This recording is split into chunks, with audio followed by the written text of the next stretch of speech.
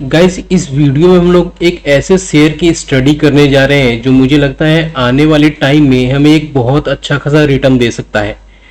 तो सबसे पहले उसके सेक्टर को हम लोग एनालाइज करेंगे और उसके बाद उस शेयर के हम लोग एनालाइज करेंगे। और ये जो शेयर है वो रियल्टी सेक्टर से है। जैसे कि आप लोग चार्ट पे देख पा रहे होंगे, ये इंडिया बुल हाउसिंग फाइनेंस का शेयर है जिसका करंट मार्केट प्राइस अभी 156 चल रहा है। ठीक है, तो अभी हम लोग वीकली टाइम फ्रेम के चार्ट के ऊपर है और मुझे लगता है आने वाले टाइम में एक बहुत अच्छा खासा रिटर्न देने वाला है। ऑलमोस्ट 2x 3x होने की उम्मीद है इसके अंदर, लिमिटेड रिस्क रिवॉर्ड के साथ में। तो अब इसके हम लोग पूरा डेप्थ एनालिसिस करेंगे इसका कि प्राइस एक्शन क्या बोल रही है, कहाँ तक ये जाने के लिए रेडी है।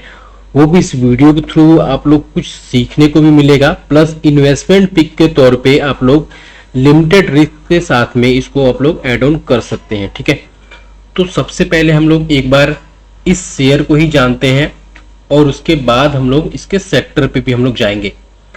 तो हम लोग पहले आते हैं इसके ईयरली के चार्ट के ऊपर। ईयरली पे अगर हम लोग देखेंगे तो पाएंगे कुछ ऐसा सपोर्ट नहीं है जो हम लोग बोल पाए कि हाँ मतलब ये सपोर्ट से चल रहा है, मतलब सब कुछ गार्बेज टाइप का। बट ये अच्छी बात है कि लगभग इस सपोर्ट को हम लोग ये बोल सकते हैं कि इस सपोर्ट का ही सपोर्ट मिला है, क्योंकि क्लोजिंग नहीं मिली है कोई परफेक्ट सी। ठीक है, मतलब नीचे से बाइंग ही आई है, तो हम ये नहीं बोल सकते कि पूरी तरह से मतलब सपोर्ट खत्म हो चुका है। ठीक है, तो हमने ये देख लिया यहाँ पे, मतलब ईयरली के सपोर्ट के आसपास है।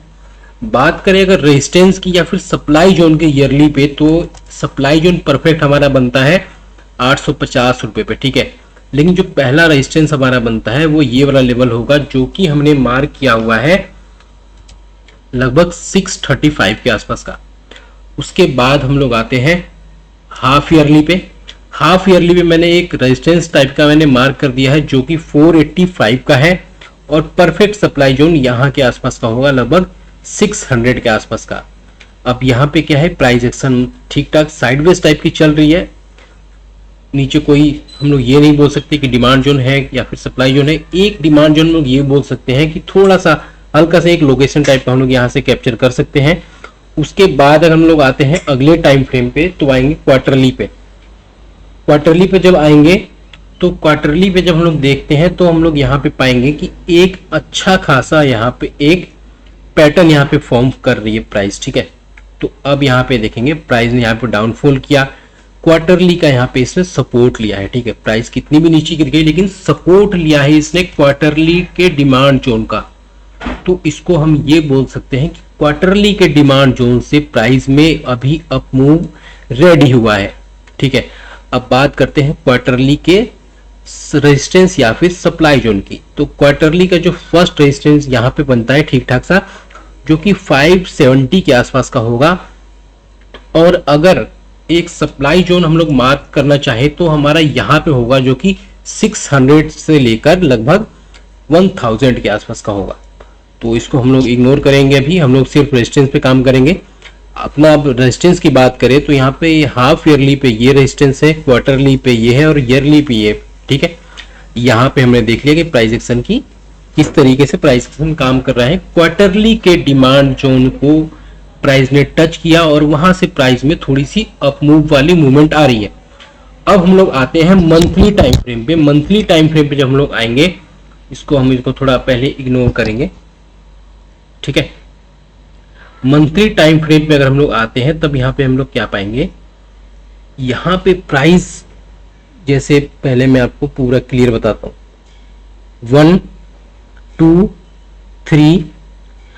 3 टाइम टेस्टेड है। ठीक है, हो सकता है 4th टाइम यहाँ पे भी टेस्ट कर दे इसे। ठीक है, प्राइस अब इसको यहाँ पे टेस्ट कर देगी ना, 4 टाइम टेस्ट कर देगी। प्लस ये मंथ खत्म होने में ऑलमोस्ट 1 वीक या फिर 10 डेज का मतलब लेफ्ट है कि अगस्त मंथ का जो भी ट्रेडिंग सेशन है वो एंड हो जाएगा। और ये मंथली का चार्ट है। अभी तक मंथली के ईएमए के ऊपर इतने दिनों से कोई क्लोजिंग नहीं मिली है, लेकिन अगर यहाँ पे क्लोजिंग मिल जाती है और पूरे चांस मिलने चाहिए, क्योंकि अगर नीचे आती है तो प्राइस को आना पड़ेगा 146 के नीचे। लेकिन उम्मीद है कि प्राइस इसके ऊपर क्लोज होगी, लेकिन अगर ये 150 के ऊपर भी क्लोज होने में कामयाब रहा इस मंथ के अंदर, मतलब अगस्त मंथ के अंदर, और गलती से अगर 160 के आसपास क्लोज होता है तो बहुत ज्यादा परफेक्ट होगा।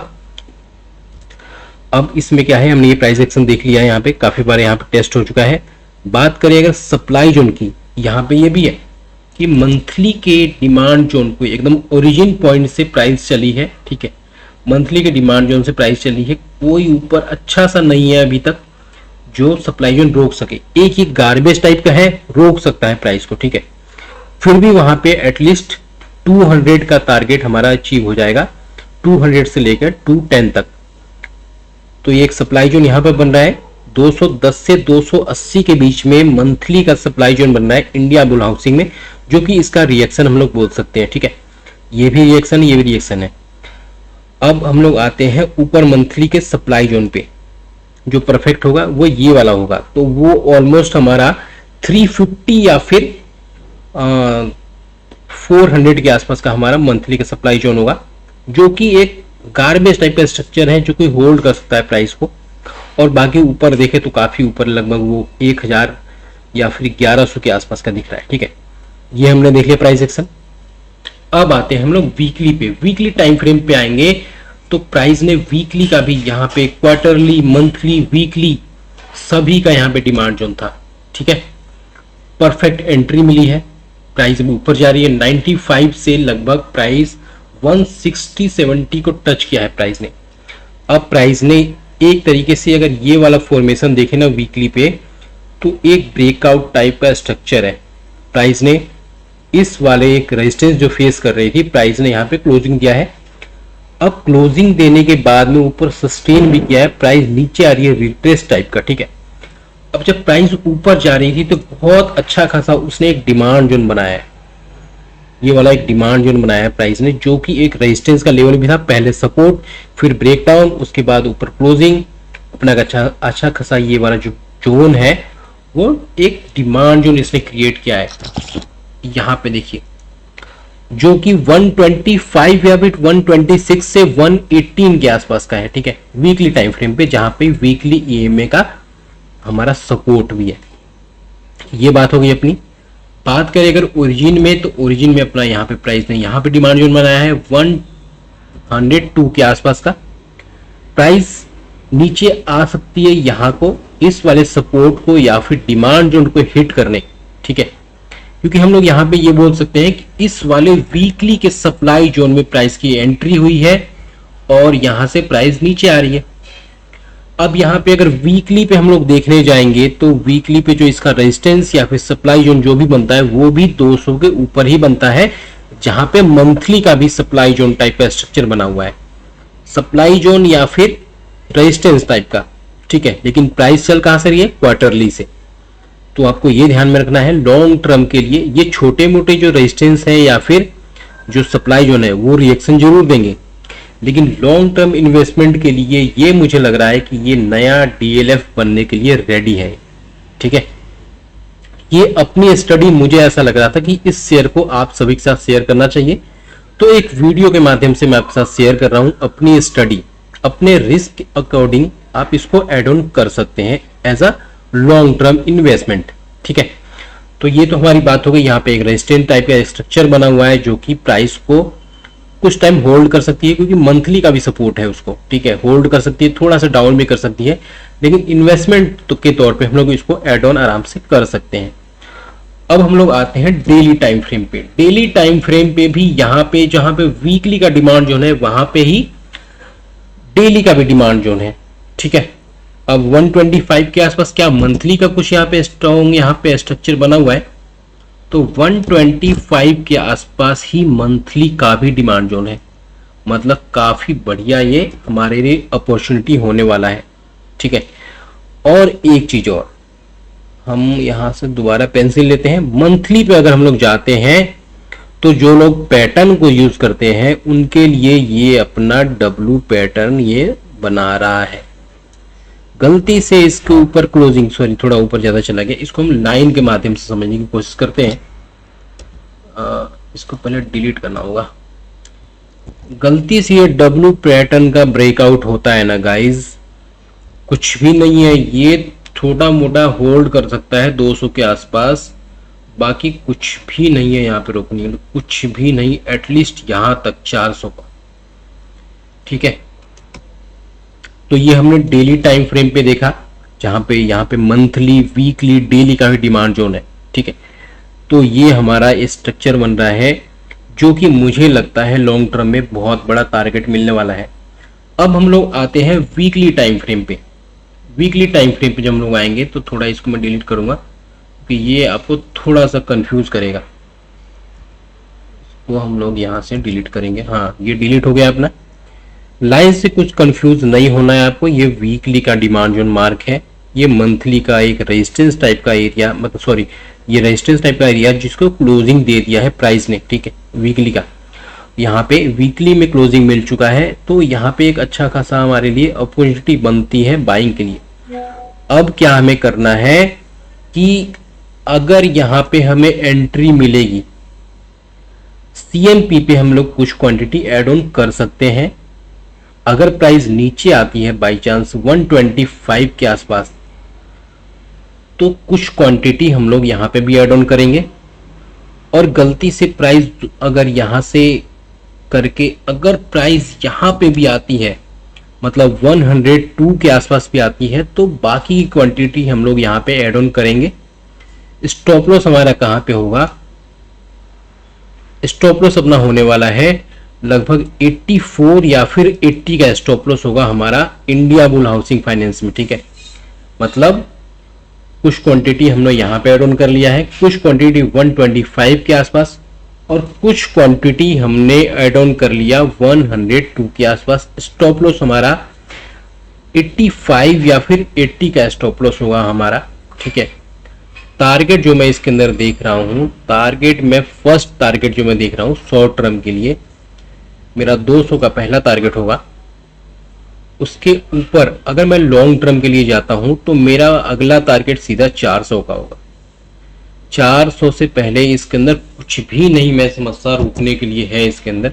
ठीक है, क्योंकि अगर मैं ये देखूँ ना, अगर मैं एक लाइन ड्रॉ करता हूँ यहाँ पे, जैसे ये वाला जो मैं एक रेजिस्टेंस में मार करता हूँ मंथली पे भी, तो मेरा ये 400 का लेवल तो परफेक्ट दिखा ही रहा है। ठीक है, तो होप आपको समझ में आया होगा कैसे हमें एंट्री करनी है।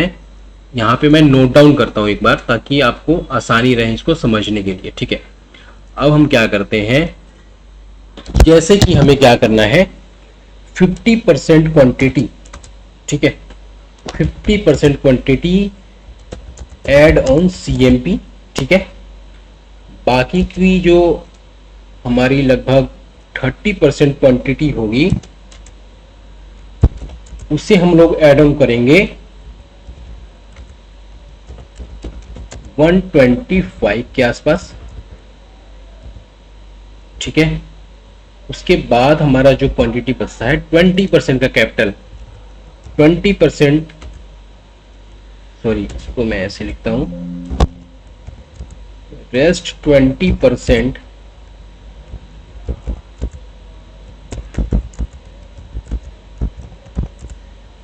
मैं यहां पे ऐड ऑन करूंगा, मतलब 102 के आसपास का। ठीक है, ये हमने यहां पे लिख दिया है। अब हमारा इस केस में स्टॉप लॉस जो होने वाला है,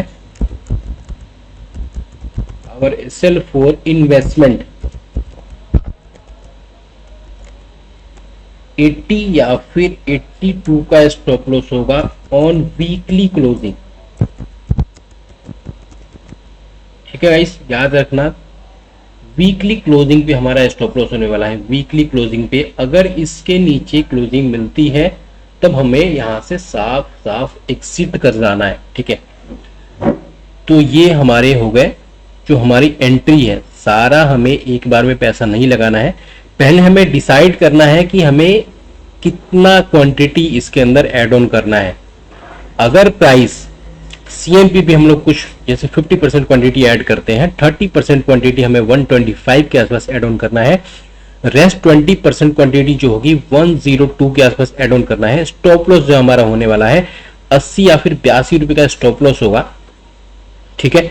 और 80-82 के स्टॉप लॉस जो होगा, क्लोजिंग होगा हमारा वीकली का टारगेट। हमारा फर्स्ट टारगेट जो शॉर्ट टर्म टारगेट हमारा होगा, यहाँ पे हम लोग लिखते हैं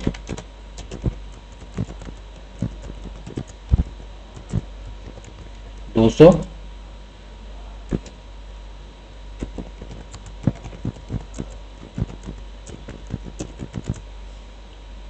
400 से पहले रुकावट है ही नहीं इसके अंदर। मतलब जो मेरा टारगेट इसके अंदर होने वाला है, पहला टारगेट हमारा 200 का होगा। एक बार हो सकता है कि प्राइस यहां से भी रिएक्ट करे, मतलब 250 से, ठीक है। तो इसको हम लोग थोड़ा अपडेट करते हैं यहाँ पे। पहला टारगेट 200 का, उसका अगला टारगेट लगभग 250 का टारगेट होगा हमारा इंडिया बुल हाउसिंग के अंदर। और उसके बाद जो हमारा लॉन्ग टर्म जो टारगेट होने वाला है 400, ठीक है। बात कर थोड़ा सा हम लोग और जाते हैं, बड़े सपने नहीं देखने हैं, थोड़ा सा हम लोग यहाँ पे फैक्ट के साथ में जाते हैं। अगर हम लोग यहाँ पे देखें तो जो परफेक्ट इसका जो सप्लाई जोन बन रहा है वो 530 के आसपास बन रहा है। तो इसके अंदर पोटेंशियल है और ऊपर जाने का। और अगर हम लोग क्वार्टरली पे देखने जाएंगे तो क्वार्टरली पे भी लगभग 600 तक का रास्ता साफ साफ क्लियर है इसके अंदर। तो पहले हम इन्हीं टारगेट के लिए इसके अंदर ट्रेड करेंगे। मतलब हमारा पहला टारगेट 200 का, उसके ऊपर 250 के लिए, और जो लॉन्ग टर्म जो टारगेट होगा हमारा होल्डिंग पीरियड, मतलब एक अच्छा खासा टाइम इसके अंदर स्पेंड करना पड़ेगा हमें एज अ होल्डिंग इन्वेस्टमेंट के लिए, हमारा 400 का टारगेट होने वाला है। लगभग यहाँ से 2x प्लस का यहाँ पे उम्मीद है कि इसके अंदर ये देखने को मिलेंगे। तो होप गाइज ये जो भी लेवल्स आपके साथ मैंने ये शेयर किया है, अगर आपके ये जो रिस्क रिवॉर्ड है अगर आपके लिए फेवरेबल है तो इसको आप लोग ऐड ऑन कर सकते हैं। लेकिन जो भी यहाँ पे मैंने आपको बताया है, प्लीज कुछ भी ऐड ऑन करने से पहले अपने रिस्क मैनेजमेंट को जरूर यहाँ पे फॉलो करें और अपने फाइनेंशियल एडवाइजर से जरूर सलाह लेने की कोशिश करें। अब मैं इसके साथ में अब इसको मर्ज करता हूँ इसके सेक्टर के अकॉर्डिंग, ठीक है। अब यहाँ पे रियल्टी सेक्टर को हम लोग अगर देखते हैं तब हम लोग क्या देखेंगे,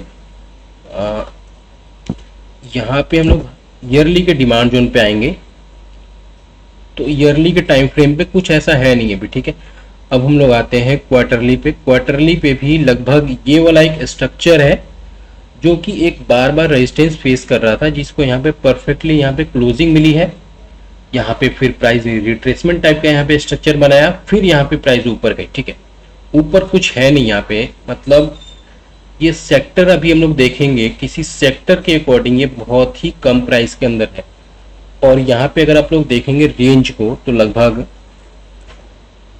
यहाँ पे जैसे ये अपना लगभग 162 से लगभग 360 200 पॉइंट, तो सेक्टर के अंदर ये यहाँ से उम्मीद है कि ये अपना आराम से 600-700 को टच कर सकता है, क्योंकि ऊपर कुछ भी नहीं है रोकने के लिए। मंथली टाइम फ्रेम पे जब हम लोग आते हैं, मंथली टाइम फ्रेम का एक रेजिस्टेंस है जिसको परफेक्ट यहाँ पे क्लोजिंग मिल चुकी है सेक्टर के अंदर, ठीक है।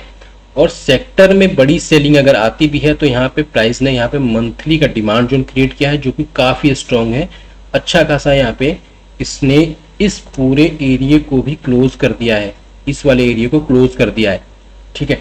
तो ये बहुत अच्छा खासा ट्रेडेबल है। ऐसा नहीं बोल सकते कि रियल्टी सेक्टर इतनी आसानी से क्रैश हो जाएगा अगर मार्केट में गिरावट आती है। प्लस यहाँ पे क्वार्टरली का डिमांड जोन विथ ईएमए के साथ में, तो ये बहुत अच्छा स्ट्रक्चर है रियल्टी सेक्टर के लिए। तो ये भी रियल्टी सेक्टर भी बता रहा है कि इसके अंदर अप साइड के अभी तक काफी बड़े रास्ते ओपन है इसके लिए।